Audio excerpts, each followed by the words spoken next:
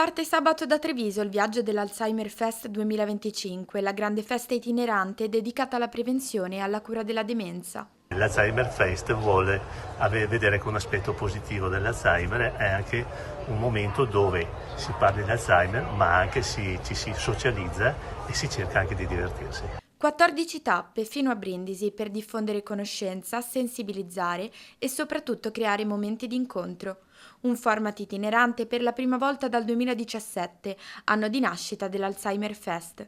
ISRA, insieme al comune di Treviso, all'ULSS 2 Marca Trevigiana e ai centri sollievo, ha organizzato la giornata di apertura.